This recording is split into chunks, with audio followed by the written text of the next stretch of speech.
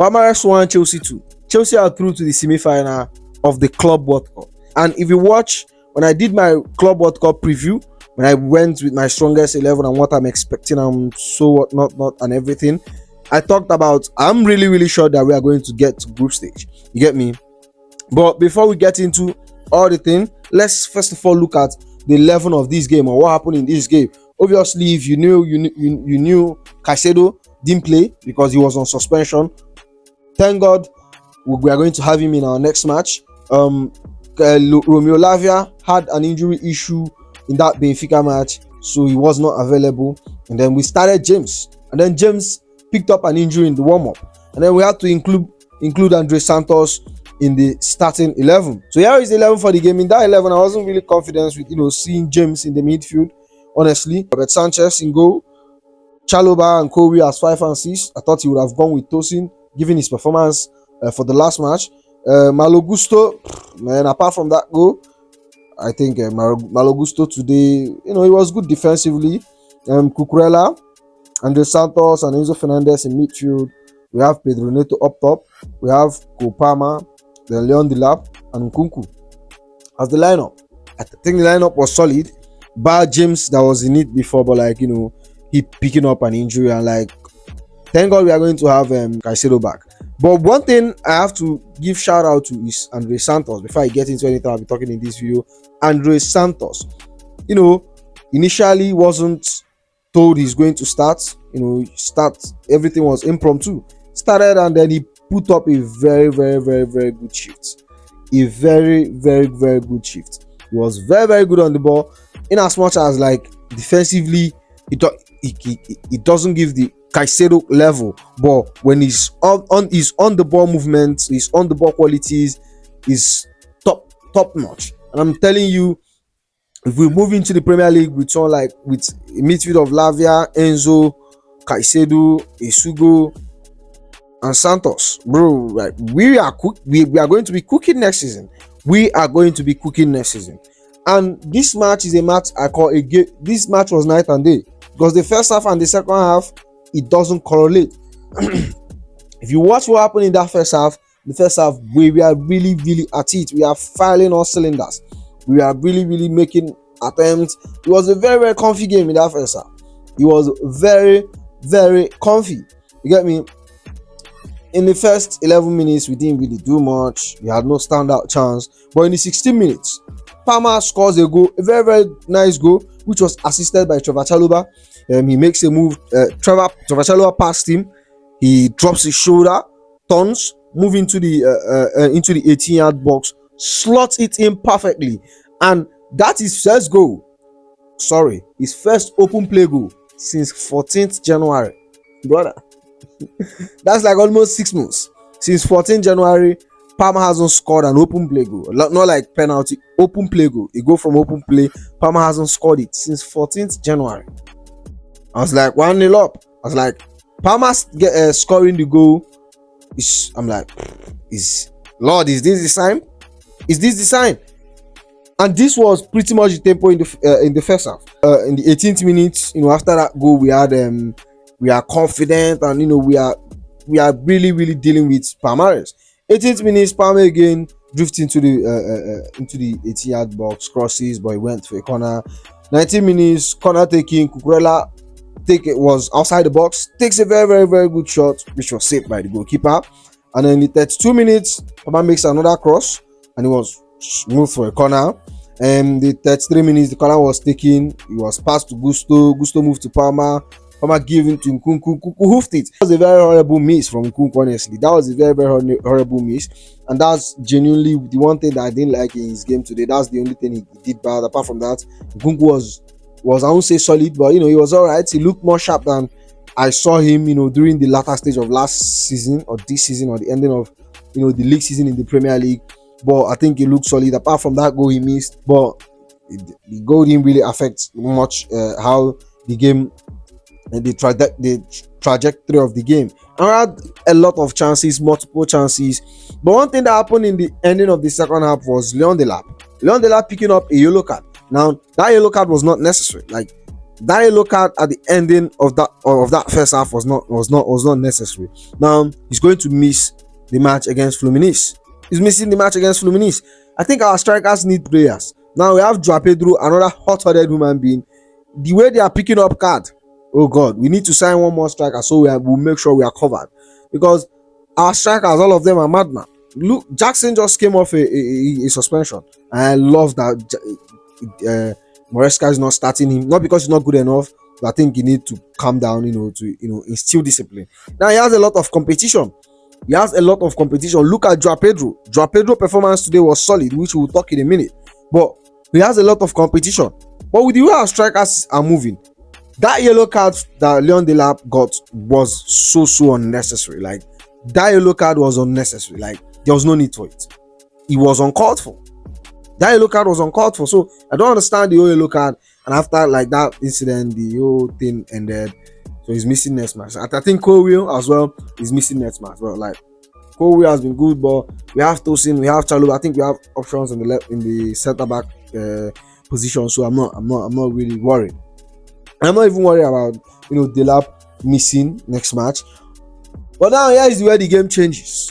The second half, I was like, first half was not comfy. Chelsea were at it. We could have scored 1 or 2 more goals. Then came the second half, and Palmeiras is a team that thrives when it's second half. Second half is the most of their goals came from the bench. I think Estêvão is the first player that scored, that is the first player to start a game for Palmeiras and score for them in this Club World Cup. All their goals has been coming from players coming on from the bench.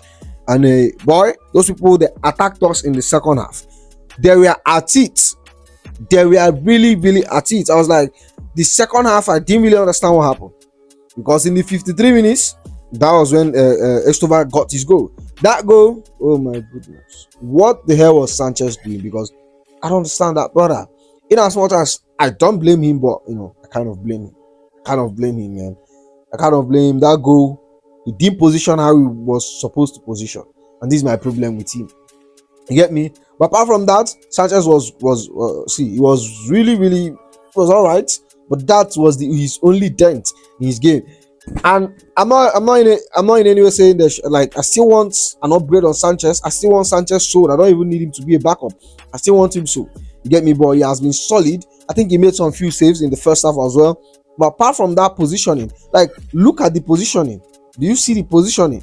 Like, an Estêvão. Kudos to Estêvão, bro. That little bastard. He said if he score against us, he's going to celebrate, and the bastard celebrate. But kudos to him. I think it's time up for him. Go Brazil, arrange your stuffs.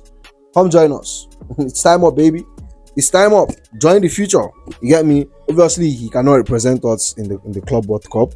But yeah, that goal, what a solid goal. And that shows you like the player we are going to be getting when he finally joins us in a few weeks' time, after this tournament.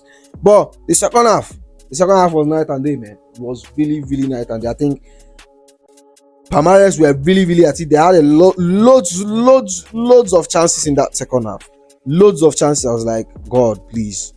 Let me tell you, one of the reasons I don't want that game to go into second half is, if you can see me, my eyes is closing. People that live in the US that does this every weekend, I don't know how people do it. Because, bro, let me tell you, my eyes is literally closing, bro. From second half, I was like, my eyes are literally closing. You get me? But I was like, God, I beg, I don't have an extra 30 minutes to watch or to waste. I need to, I'm done with this video, upload it, I'm going straight to bed. But I know this doesn't, I'm going off key now. Fuck, man. So let's get back to what happened. Then after the goal, there were the introduction of Joao Pedro. Boy, I've been, like I said, I think Joao Pedro is a talent, but I have my doubts. I have my doubts of us signing him. But Joao Pedro looked very, very good. I can't lie. He looked solid. Joao Pedro looked solid. Like, his ball control, his touches, everything was top notch. Even though he didn't score goal, but like everything was top. Like we really had a bargain with Joao Pedro. You get me? I think 2-3 seasons, and if you keep up the level, there are a lot of people are saying he could be. I think we got a very, very good player. Obviously, we saw him in the number 9 position, the way he was drifting in, drifting out, and that is something I don't really see from the lab. And that is, it reminds me of Jackson. You get me? It reminds me of Jackson. In as much as I think I need an upgrade on Jackson, I need an upgrade on the lab. But it reminds me of Jackson, the way he links up play, moves, his touches. I think is a more clean Jackson. A Jackson that is more clean. Jackson is more rough. More raw, not rough, more raw than him. But like he's more clean than Jackson. Joao Pedro introduction impacted the game. I won't say he literally changed the game, because he impacted the game. He was one of our best attacking options. And you saw Madueke with his Arsenal links. He was equally introduced as well. Didn't really do much. And then Delap was out, and Nkunku was out. And then in the 65th minute, Joao Pedro had a shot, but it was off target. And then comes our goal. The goal started with Enzo Fernandez having a shot. Keeper saved it, went for a corner, took the corner. Gusto tried to make a cross, deflected, 2-1. Like, let me tell you, it's better lucky than good. Like, we were really, really lucky, but like, bro, I don't care, man. I don't really, really care. Got that 2-1 shot up shot. Like, 2-1 in a very, very dangerous minutes. That's like around 83, 82 minutes. That's around dangerous minutes for someone to score you. Hold on to the game. Finito.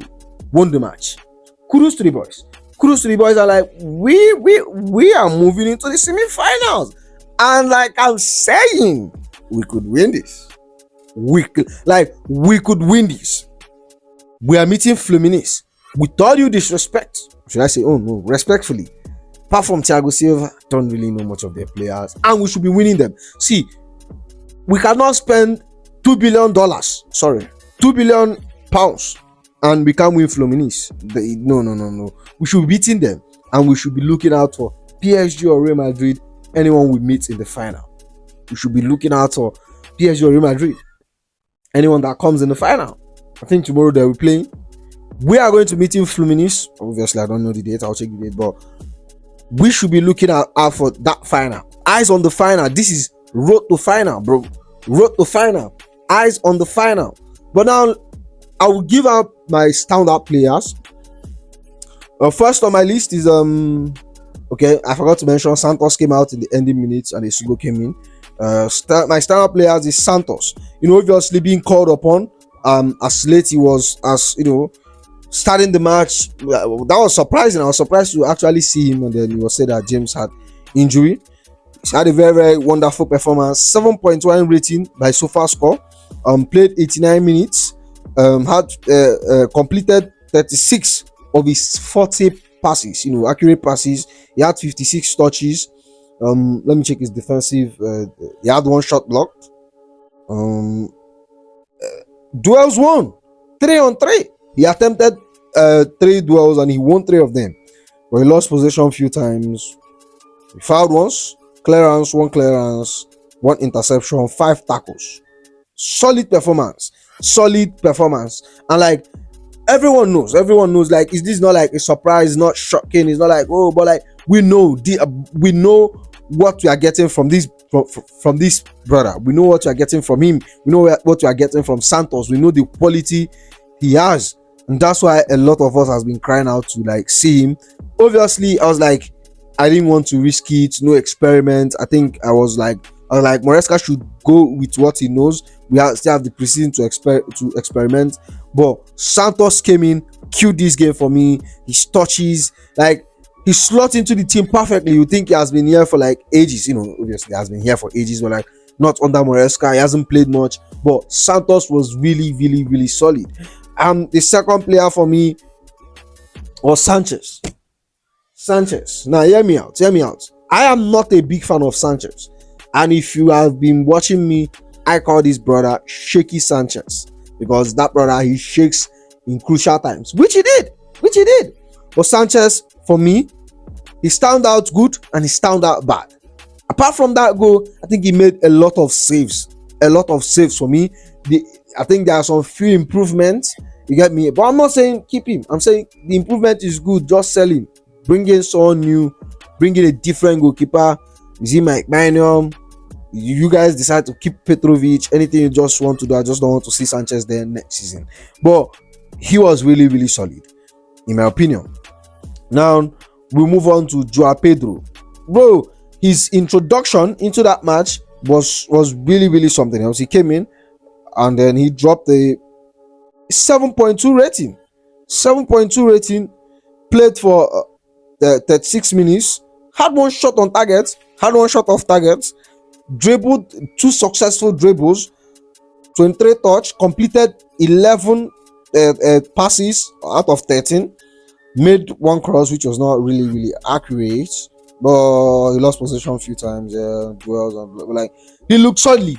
Even the eye test was like sweet, fantastic. Joao Pedro, I know, like I've said, I had my doubt, but like if you keep playing like this, you might actually clear that. And I always say like there's a talent there, there's a player there, he's a very, very good player. But with what I saw tonight, and given like he hasn't even played much with the team, we are cooking. We are definitely cooking. And then the last player who stand out for me was Kopama, the man of the hour. You get me? 7.8 rating, 1 goal scored, 90 minutes played, completed 32 passes out of 37, 2 crosses which were not accurate, 2 shot on target, no shot off target, 2 shot blocked. Wow. Successful dribble, attempted 4, completed 3. Solid performance from him. And this shows you the level of, shows you the Kopama we normally see, the Kopama we know. You get me? This is the Kopama we know. This is the level for us with Kopama. You get me? So solid performance from the boys. You get me? I don't want to keep this video much longer than it has been, because bro, this has been way long. Like it's actually 20 minutes or so. But yeah, Chelsea versus Fluminense. Obviously, you are going to catch the preview. That's all for now. Make sure you like, comment, and subscribe, and I'll see you in the next one.